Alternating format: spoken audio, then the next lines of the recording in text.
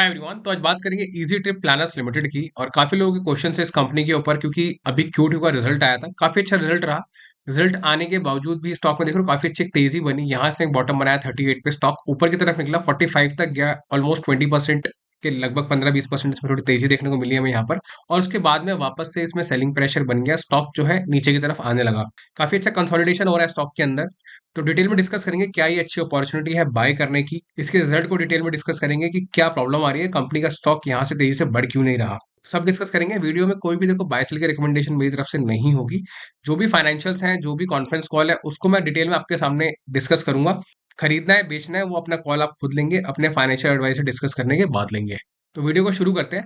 और जिन लोगों को इसका बिजनेस मॉडल नहीं पता, मैं क्विकली आपको बता देता हूँ कि कंपनी जो है, फॉर एग्जांपल जैसे आपने मेक माई ट्रिप देखा होगा, वहां पे आप ट्रैवल बुकिंग्स करते हैं, फ्लाइट बुकिंग्स करते हैं, रेलवे बुकिंग्स हो गई, बस बुकिंग्स हो गई। तो जैसे मेक माई ट्रिप का प्लेटफॉर्म है, ऐसे ही ईज माई ट्रिप का प्लेटफॉर्म है। यहाँ पर भी ट्रैवल बुकिंग्स वगैरह होती हैं, फ्लाइट बुकिंग्स होती हैं। तो मेजर रेवेन्यू इनको वहीं से आता है। और ये second largest online travel booking platform है। 20 मिलियन से ज्यादा इनके हैप्पी कस्टमर्स है, मतलब एक अच्छा बड़ा मार्केट शेयर है कंपनी के पास में। बड़ी कंपनी है ये इस सेगमेंट के अंदर, इस सेक्टर के अंदर। और इसके फाइनेंशियल्स पे अगर नजर डालें तो ये एक स्मॉल कैप कंपनी है। 7,000 करोड़ की इसकी मार्केट कैप है। 44.6 का stock price to earning multiple है। 44.6 काफी लोगों को लग रहा होगा बहुत ज्यादा पीई है इसका।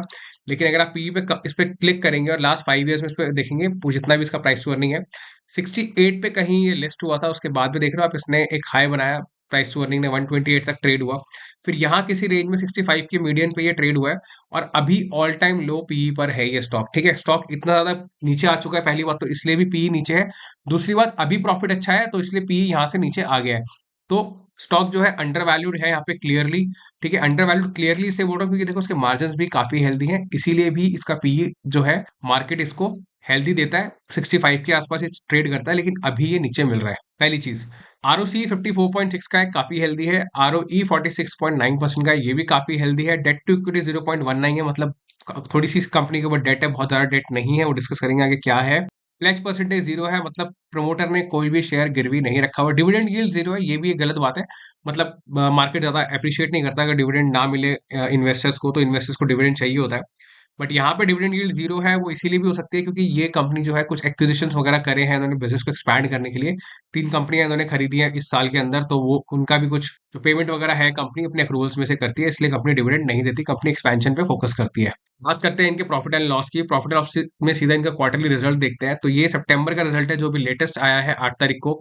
और 15% की ग्रोथ यहाँ पे कंपनी ने करी है। यहाँ पे 104 किया था या 120 है, लगभग 15% की ग्रोथ है। 56% का मार्जिन यहाँ पे है। और लास्ट जो ईयर था 37% पे था, और ये वाला लास्ट क्वार्टर 33 पे था। तो कंपनी ने काफी अच्छा मार्जिन यहाँ पे किया है। उसका रीजन नंबर 1 ये है, कंपनी ने अपने एडवर्टाइजिंग एक्सपेंस को थोड़ा सा कम किया है। दूसरी चीज, लास्ट जो इन्होंने जून में जो डिस्काउंट्स वगैरह काफी दिए थे, इनकी एनिवर्सरी वगैरह थी, इन्होंने पिछली कॉन्फ्रेंस कॉल में बताया था। तो वो डिस्काउंट्स ऑफ कोर्स इन्होंने यहाँ पे थोड़े कम किए होंगे, इसलिए भी इनके मार्जिन इंप्रूव हो गए हैं। इनका प्रॉफिट अगर आप देखोगे 51 करोड़ का है, मतलब जितने भी ये प्रॉफिट्स आप देख रहे हो पिछले क्वार्टर्स में, ये ऑल टाइम हाई प्रॉफिट है 51 करोड़ का। इतना प्रॉफिट कंपनी ने कभी नहीं किया। अर्निंग पर शेयर अगर आप फोकस करोगे तो 0.30 का है, अभी तक का ऑल टाइम हाई ईपीएस पे कंपनी बैठी हुई है।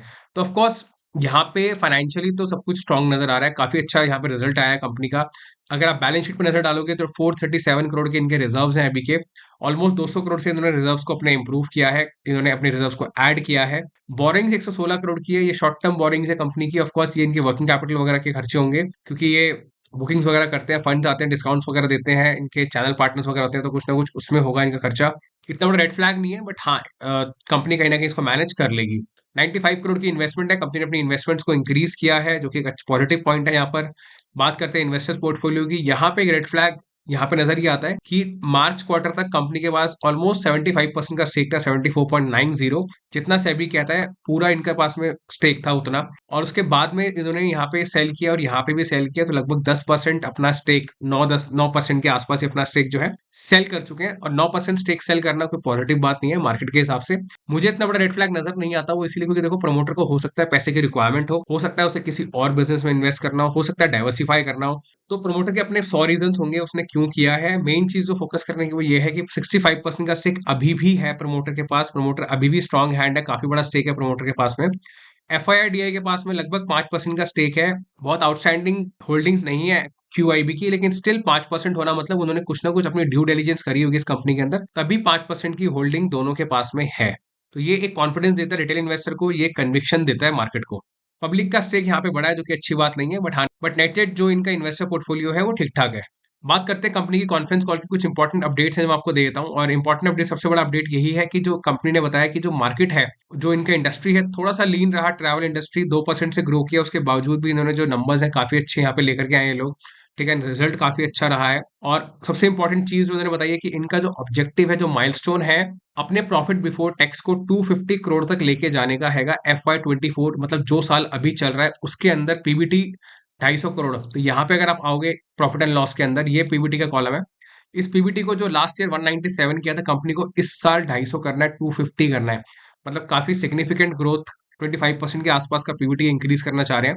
और इनका यही कहना है कि कंपनी जो है एकदम ग्रोथ ट्रेजेक्टरी के ऊपर है, और ये इस माइलस्टोन को रीच कर लेंगे। तो ये काफी स्ट्रॉन्ग पॉइंट है। और ये जो कुछ पॉइंट्स हैं मैं आपको यहाँ पे इनकी पीपीटी में दिखा देता हूँ। यहाँ पे इन्होंने पीपीटी में सारा कुछ बता रखा है। ठीक है, पहली चीज जो इन्होंने बताई है कि इन्होंने अपनी फिजिकल प्रेजेंस को इंक्रीज किया है। कहाँ पे? अपने फ्रेंचाइजी स्टोर्स ओपन करे हैं, लुधियाना में, जालंधर में, दिल्ली में और आगरा में, जो कि काफी अच्छा एक पॉइंट है। नेशन वाइड अपनी प्रेजेंस को इंक्रीज करना अपने ब्रांड को बढ़ाने के अंदर हेल्प करता है, प्लस अपने कस्टमर्स तक रीच बढ़ाने में और एक कॉन्फिडेंस देने में मार्केट को कि हाँ हम यहाँ पे अवेलेबल हैं। इन्होंने डीयू डिटेल ग्लोबल के साथ में एक कोलैबोरेशन किया है, टीम अप किया है, जिससे बेसिकली कस्टमर्स को हेल्प होगा अपनी वीजा प्रोसेसिंग, एडमिनिस्ट्रेटिव, पासपोर्ट्स और उन सब चीजों के अंदर। तो वहां से भी रेवेन्यू आएगा।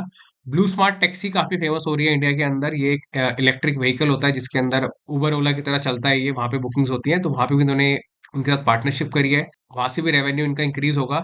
और गेम चेंजिंग एक्विजिशंस रहे हैं, जो एक्विजिशंस इन्होंने करे हैं 3 कंपनी के। गाइड ट्रैवल हॉलिडे है एक कंपनी, ट्रिप शॉपे और डूक ट्रैवल। लास्ट क्वार्टर में इन्होंने इसके बारे में बताया था। और ये टर्की और कश्मीर, अलग अलग जोग्राफीज में हैंगी ये इनकी कंपनीज।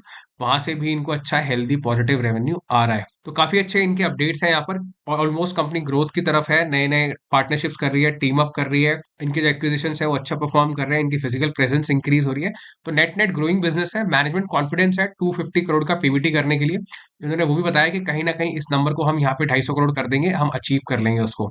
ठीक है। और एक और इंपॉर्टेंट पॉइंट मैं आपको बताता हूँ यहाँ पे, इन्होंने बताया कि वो ये है कि इनका जो ट्रेन, बसेस और अदर सेगमेंट्स का जो बिजनेस है, उसमें क्वार्टर ऑन क्वार्टर 98% की ग्रोथ रही है, काफी हेल्दी ग्रोथ रही है। और 6 महीने के अंदर 66% की ग्रोथ। उसका कॉन्ट्रीब्यूशन 7.2% है, बहुत ज्यादा नहीं है वॉल्यूम में। ठीक है, ऑलमोस्ट 100% में 7.2% ही कंट्रीब्यूट करता है। बट अगर ये बिजनेस ग्रो करेगा तो आगे आगे ऑफकोर्स जो इनका ट्रैवल बिजनेस है और जो नॉन ट्रैवल है, जिसमें ट्रेन, बसेस और बाकी सेगमेंट आते हैं, वो भी इंक्रीज करेंगे। तो अच्छा डाइवर्सिफाइड पोर्टफोलियो बनेगा इनके बिजनेस के अंदर, जो कि इन्वेस्टर्स को काफी एक कंफर्ट देगा कि हाँ कंपनी का बिजनेस काफी डाइवर्सिफाइड और स्टेबल है, एक मार्केट के ऊपर डिपेंडेंट नहीं है। तो ये पॉजिटिव चीज है यहाँ पर। और देखो, अगर ग्रोथ ड्राइवर्स की बात करी जाए तो ग्रोथ ड्राइवर्स क्या है? इंडिया में ट्रैवल इंक्रीज कर रहा है। सबको पता है इंडिया में ट्रैवल काफी तेजी से इंक्रीज कर रहा है, वर्ल्ड वाइड लोग ट्रैवल करते हैं। ठीक है, होटल बुकिंग्स इंक्रीज होती हैं जब लोगों के पास में पैसा है। तो ऑफकोर्स जैसे भी हम ट्रैवल सीजन के अंदर है, तो इनका जो दिसंबर और मार्च का रिजल्ट और भी अच्छा आता है, इन्होंने बताया, क्योंकि उस समय एक ट्रैवल सीजन काफी ज्यादा ओपन हो जाता है। प्लस अभी इलेक्शंस हैं, वहां पे ट्रैवल बढ़ेगा। अभी वर्ल्ड कप चल रहा है, उसमें ट्रैवल बढ़ ही रहा होगा, क्योंकि ठीक है वो इनके नेक्स्ट क्वार्टर में देखने को मिलेगा। प्लस ट्रैवल सीजन होता है, लोग अलग अलग शहरों के अंदर घूमने जाते हैं। तो नेट नेट तो एक टेलविंड बिजनेस है। तो हमें इसको देखना चाहिए आगे जाकर के लॉन्ग टर्म के एंगल से कि ये बिजनेस आगे जाके कैसा करेगा। बात करते हैं इनके टेक्निकल्स की। और टेक्निकल्स के अंदर देखो, फोकस करने वाली चीज सबसे पहले तो मैं बताता हूँ, स्टॉक जो है अभी कंसोलिडेशन फेज में है। आप देख सकते हो यहाँ पे कहीं पे इसने 39 के लेवल तक इसने किए, यहाँ पे टच किया था प्राइस, ठीक है, बॉटम बनाया, फिर ऊपर गया 48 के लेवल तक, फिर नीचे आ गया स्टॉक। तो अभी यहाँ कहीं पे ये देख रहे हो, इस लेवल 44 से लेकर के 37 के बीच में ये कंसोलिडेट कर रहा है पिछले 4-5 महीने से, आप देख सकते हो। तो ये एक पॉजिटिव चीज है। स्टॉक का कंसोलिडेशन मुझे हमेशा पॉजिटिव लगता है, क्योंकि स्टॉक अगर उसके नीचे नहीं जा रहा है, वहां पे कंसोलिडेट कर रहा है, तो कहीं ना कहीं वो ऊपर जाने की तैयारी कर रहा है। स्टॉक वेट कर रहा है कि क्या रिजल्ट आगे देखने को मिलता है। अभी रिजल्ट अच्छा आया, थोड़ा ऊपर गया, फिर नीचे आ रहा है। किसी को अगर फ्रेश पोजीशन बनानी है स्टॉक के अंदर, तो ऑफकोर्स आप यहाँ पे कहीं पे बना सकते हो। ये भाव बिल्कुल ठीक लगता है मेरे को। यहाँ पे अच्छा एक सपोर्ट है 40 रुपीज के आसपास, और आपको यहाँ मिल जाए तो और बहुत ही अच्छा है। मेरी तरफ से कोई भी कॉल नहीं है, कोई भी पुश नहीं है। टेक्निकली जो दिख रहा है वो बता रहा हूँ चार्ट के ऊपर। ठीक है, ये एक अच्छा जोन है। दूसरी चीज, किसी ने ऊपर बाय किया है, डरने की कोई बात नहीं है। Company of course all time high quarterly profit पे बैठी हुई है, तो आपको डरने की वैसी जरूरत नहीं होनी चाहिए। आज नहीं तो कल देखो, मुझे लगता है स्टॉक चलना चाहिए, बिल्कुल चलना चाहिए। कब चलेगा मार्केट में ये आपको कोई नहीं बता पाएगा। इसमें हो सकता है कल चले, 1 महीने बाद चले, 1 साल बाद चले, वो कोई भी बता नहीं पाएगा बाजार के अंदर। बट ये है कि अगर आपकी अच्छी कन्विक्शन है, आपको ये बिजनेस समझ आता है, आपको मैनेजमेंट पे ट्रस्ट आता है, तो आप बिल्कुल होल्ड करो, और आपका भाव आज नहीं तो कल आएगा ही आएगा।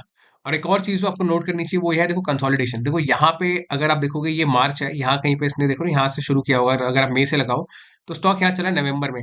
तो ऑलमोस्ट 4-5 मंथ्स इसने यहाँ पे देख रहे हो पूरा ये जोन कंसोलिडेट किया है दो प्राइस के अंदर, 54 और 45 के बीच में, फिर स्टॉक ऊपर की तरफ निकला है। थोड़ा और पीछे जाएंगे अगर आप देखोगे तो यहाँ पे कहीं अक्टूबर मंथ है, यहाँ पे कहीं ये मार्च मंथ है, इसने ये दो प्राइस मतलब 38 और लगभग 30 के बीच में इसने कंसोलिडेट किया है, फिर स्टॉक ऊपर की तरफ निकला है।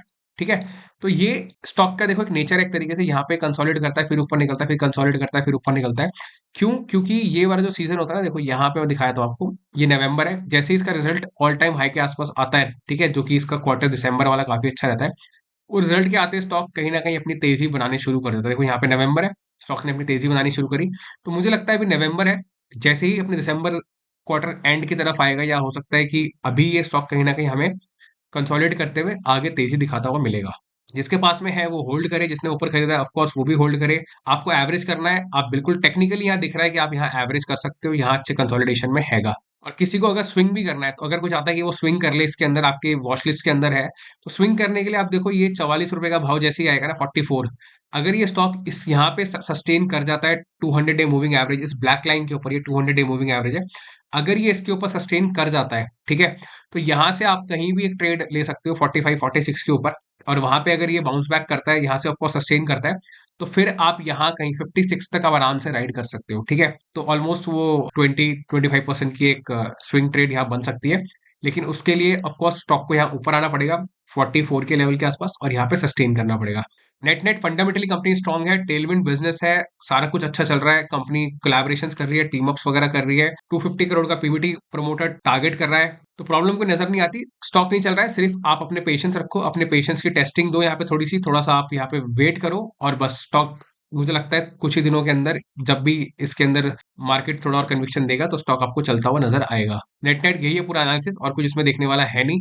आपका कोई भी क्वेश्चन और स्टॉक से रिलेटेड आप जरूर कमेंट करें, हम जरूर उस पर आगे डिस्कशन करेंगे।